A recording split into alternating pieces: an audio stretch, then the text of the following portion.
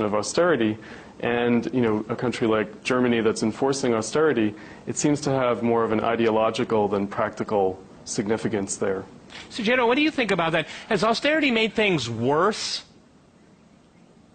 I mean, I'm sure people in Greece and Spain will agree, okay, but globally. Well, I would say that it depends on which country you're talking about. I mean, if one can afford to take that methodology, yes, that's fine. But there are many countries that cannot, and unfortunately there are quite a few of them, I would say, in the Eurozone.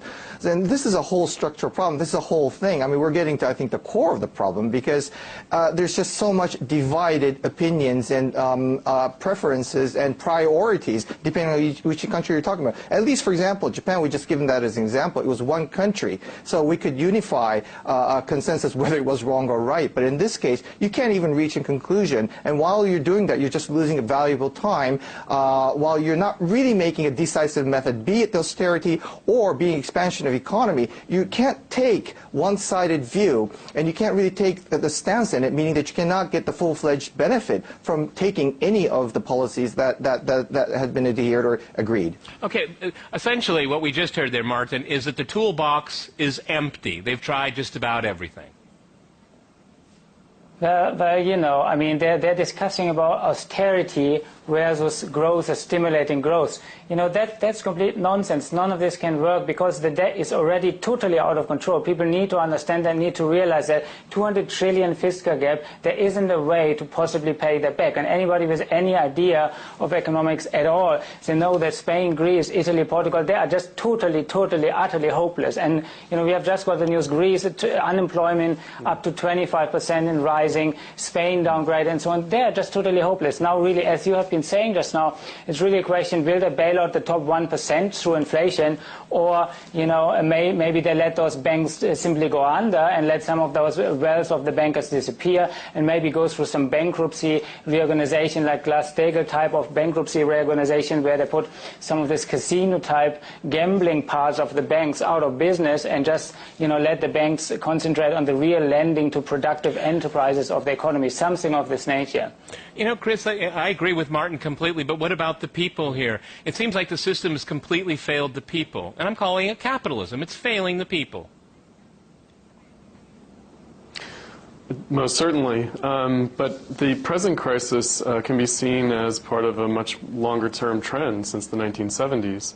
I think that Sujiro, in raising the question of Japan, again points to a kind of deeper historical dynamic at work. The question is, what regions of the globe could offer the possibility of greater dynamism and growth in the global economy as a whole? And I think that, all things considered, the last 30 or 40 years have been a general slowdown, not entirely made up for in the 1990s.